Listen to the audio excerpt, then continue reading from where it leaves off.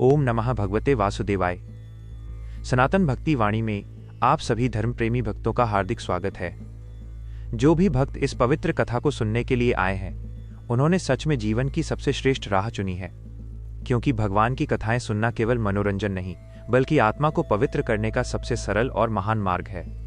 भक्तों, पिछली कथा में आपने सुना था कि सूर्यवंश के महान राजा अनरण्य ने युद्ध भूमि में रावण को ऐसा वचन दिया था जो आगे चलकर सत्य सिद्ध हुआ।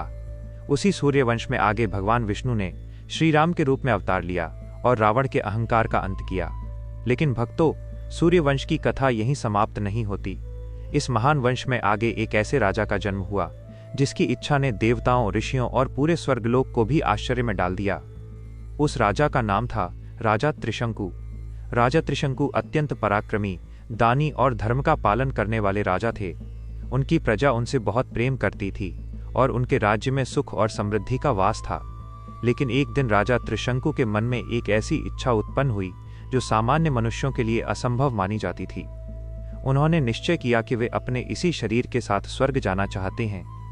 भक्तों, सामान्यतः जब मनुष्य का शरीर समाप्त हो जाता है, तब आत्मा कर्मों के अनुसार स्वर्ग या अन्य लोकों में जाती है। लेकिन राजा त्रिशंकु की इच्छा थी कि वे जीवित रहते हुए और इसी शरीर के साथ स्वर्गलोक में प्रवेश करें। यह इच्छा इतनी विचित्र थी कि जब उन्होंने इसे अपने गुरु महर्षि वशिष्ठ के सामने प्रकट किया तो पूरा आश्रम आश्चर्य में पड़ गया। राजा त्रिशंकु ने फोल्डेड हाथों से महर्षि वशिष्ठ से कहा, हे गुरुदेव, मैं एक विशेष यज्ञ करवाना चाहता हूं, ऐसा यज्ञ जिससे मैं अपने शरीर के साथ स्वर्गलोक जा सकूं। भक्तों, जब महर्षि वशिष्ठ ने ये इच्छा सुनी तो वे कुछ क्षण मौन रहे। उन्हें ज्ञात था कि यह इच्छा प्रकृति के नियमों के विरुद्ध है, और यही वो क्षण था जब आगे चलकर एक ऐसी घटना होने वाली थी जिसने देवताओं, ऋषियों और तीनों लोगों को भी हिला दिया। राजा त्रिशंकु की यह इच्छा सुनकर महर्षि वशिष्ठ गंभीर हो गए। कुछ क्षण मौन रहने के बाद उन्होंने शांत स्वर में राजा से कहा, हे राजन, यह इच्छा प्रकृति के नियमों के विरुद्ध है। मनुष्य अपने शरीर के साथ स्वर्गलोक नहीं जा सकता। स्वर्ग प्राप्ति केवल कर्मों और पुण्य के अनुसार ही होती है। महर्षि वशिष्ठ के वचन सुनकर राजा त्रिशंकु निराश हो गए, लेकिन उनके मन में अपनी इच्छा को पूरा करने की तीव्र लालसा बनी रही। राजा त्रिशंकु ने सोचा कि यदि उनके गुरुदेव ये कार्य नहीं कर सकते तो शायद उनके पुत्र इस यज्ञ को करने में सहायता कर सकें। इस विचार से राजा त्रिशंकु महर्षि वशिष्ठ के पुत्रों के पास पहुंचे। उन्होंने विनम्रता से उन्हें प्रणाम किया और अपनी इच्छा बताई कि वे एक ऐसा यज्ञ करना चाहते हैं जिससे वे अपने इसी शरीर के साथ स्वर्गलोक जा सकें। लेकिन जब वशिष्ठ के पुत्रों ने यह बात सुनी तो वे क्रोधित हो उठे। उन्होंने कहा, हे राजन, हमारे पिताश्री ने जब इस इच्छा को असंभव बता दिया है तो तुम हमारे पास क्यों आए हो? क्या तुम हमारे गुरुदेव के वचन का अपमान करना चाहते हो? राजा त्रिशंकु ने विनम्रता से कहा कि उनका उद्देश्य अपमान करना नहीं है, वे केवल अपनी इच्छा पूर्ण करना चाहते हैं। लेकिन वशिष्ठ के पुत्रों का क्रोध शांत नहीं हुआ। क्रोध में उन्होंने राजा त्रिशंकु को शाप दे दिया, हे राजा, तुमने हमारे गुरुदेव की आज्ञा का अनादर किया है, इसलिए हम तुम्हें शाप देते हैं कि तुम अभी इसी क्षण चांडाल रूप को प्राप्त हो जाओ। भक्तों, जैसे ही ये शाप दिया गया, उसी क्षण एक अद्भुत घटना घटित हुई। राजा त्रिशंकु का तेजस्वी और सुंदर शरीर बदलने लगा। उनका राजसी रूप समाप्त हो गया और वे तुरंत ही चांडाल के रूप में परिवर्तित हो गए। उनके शरीर का रंग काला हो गया, वस्त्र बदल गए और उनका रूप इतना विचित्र हो गया कि उन्हें पहचानना भी कठिन हो गया। एक ही क्षण में महान राजा त्रिशंकु का जीवन पूरी तरह बदल चुका था। जब राजा त्रिशंकु चांडाल रूप में परिवर्तित हो गए तो वे अत्यंत दुखी हो गए। जो राजा कभी विशाल साम्राज्य का स्वामी था, वही अब अपने ही राज्य में अपमान और तिरस्कार का पात्र बन गया। प्रजा उन्हें पहचान नहीं पा रही थी और जो पहचानते भी थे वे भय और घृणा से उनसे दूर रहने लगे। राजा त्रिशंकु का हृदय अत्यंत व्यथित हो उठा। उन्हें समझ नहीं आ रहा था कि अब वे क्या करें और कहां जाएं। कुछ समय तक वे वन और नगरों में भटकते रहे, लेकिन उनके मन में अभी भी अपनी उस इच्छा की ज्वाला जल रही थी कि वे अपने शरीर के साथ स्वर्गलोक जाएं। अंततः उन्हें स्मरण हुआ कि इस पृथ्वी पर एक ऐसे महान तपस्वी भी हैं जिनकी शक्ति और तपस्या का प्रभाव तीनों लोकों में प्रसिद्ध है। वह महान ऋषि थे, महर्षि विश्वामित्र। महर्षि विश्वामित्र अपने कठोर तप और अद्भुत योग शक्ति के कारण देवताओं तक को चुनौती देने की क्षमता रखते थे। राजा त्रिशंकु तुरंत ही महर्षि विश्वामित्र के आश्रम की ओर चल पड़े। जब वे वहां पहुंचे तो उन्होंने दूर से ही महर्षि विश्वामित्र को प्रणाम किया और अत्यंत विनम्रता के साथ उनके चरणों में गिर पड़े। महर्षि विश्वामित्र ने जब उस चांडाल रूप वाले व्यक्ति को देखा तो वे पहले आश्चर्य में पड़ गए, लेकिन जब उन्होंने ध्यान से देखा और राजा त्रिशंकु की पूरी कथा सुनी तो उन्हें सारा सत्य ज्ञात हो गया। राजा त्रिशंकु ने अत्यंत दुखी स्वर में कहा, हे महर्षि, मैं सूर्यवंश का राजा त्रिशंकु हूँ। मैंने अपने शरीर के साथ स्वर्ग जाने की इच्छा व्यक्त की थी। मेरे गुरुदेव वशिष्ठ ने इसे असंभव बताया और जब मैं उनके पुत्रों के पास गया तो उन्होंने क्रोधित होकर मुझे ये भयंकर शाप दे दिया। राजा त्रिशंकु ने आगे कहा, हे महर्षि, अब मेरी रक्षा केवल आप ही कर सकते हैं। कृपा करके मेरी सहायता कीजिए और मेरी इच्छा को पूर्ण कीजिए। भक्तों, जब महर्षि विश्वामित्र ने राजा त्रिशंकु की ये दुखद कथा सुनी तो उनके हृदय में करुणा जाग उठी, लेकिन साथ ही उनके मन में एक और भावना भी उत्पन्न हुई। वह भावना थी महर्षि वशिष्ठ और उनके पुत्रों के प्रति चुनौती की। और यही वह क्षण था जब महर्षि विश्वामित्र ने एक ऐसा संकल्प लिया जिसने आगे चलकर पूरे स्वर्गलोक को भी हिला दिया। महर्षि विश्वामित्र ने कुछ क्षण तक राजा त्रिशंकु की ओर देखा, फिर उन्होंने दृढ़ स्वर में कहा, हे राजन, चिंता मत करो, मैं तुम्हारी इच्छा अवश्य पूर्ण करूंगा। मैं ऐसा यज्ञ करूंगा जिससे तुम अपने इसी शरीर के साथ स्वर्गलोक जाओगे। महर्षि विश्वामित्र के ये वचन सुनकर राजा त्रिशंकु के हृदय में आशा की किरण जाग उठी। उन्होंने भावुक होकर महर्षि के चरणों में प्रणाम किया और उनकी कृपा के लिए आभार व्यक्त किया। इसके बाद महर्षि विश्वामित्र ने एक महान यज्ञ की तैयारी प्रारंभ कर दी। उन्होंने अनेक ऋषियों और मुनियों को उस यज्ञ में सम्मिलित होने के लिए आमंत्रित किया। चारों ओर वेद मंत्रों की ध्वनि गूंजने लगी। यज्ञ वेदी सजाई गई और अग्नि प्रज्वलित की गई। लेकिन भक्तों, जब महर्षि वशिष्ठ के पुत्रों और उनके समर्थक ऋषियों को इस यज्ञ के बारे में पता चला तो उन्होंने उसमें सम्मिलित होने से इनकार कर दिया। उन्होंने कहा, जिस राजा को हमने शाप देकर चांडाल बना दिया है, उसके लिए किया गया यज्ञ हम स्वीकार नहीं करेंगे। यह बात सुनकर महर्षि विश्वामित्र अत्यंत क्रोधित हो गए। उन्होंने क्रोध में कहा, यदि कोई भी ऋषि इस यज्ञ में सम्मिलित नहीं होगा तो भी मैं अपनी तपस्या के बल से इस यज्ञ को पूर्ण करूंगा। इसके बाद महर्षि विश्वामित्र ने अपने तप और योग शक्ति का प्रयोग करते हुए स्वयं ही यज्ञ की सारी विधियां संपन्न करनी प्रारंभ कर दी। यज्ञ की अग्नि प्रज्वलित थी और चारों ओर दिव्य ऊर्जा फैल रही थी।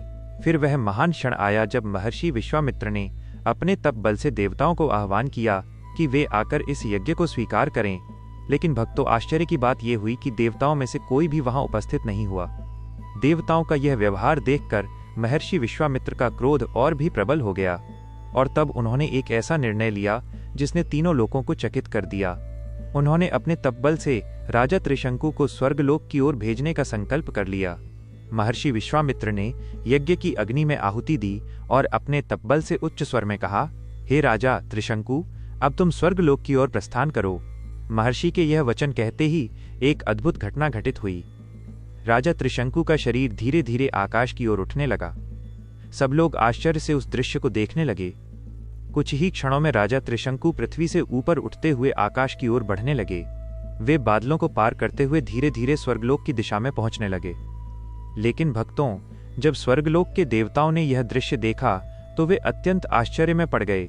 देवराज इंद्र ने तुरंत देवताओं के साथ विचार किया और कहा, यह कैसे संभव है कि कोई मनुष्य अपने शरीर के साथ स्वर्गलोक में प्रवेश करे।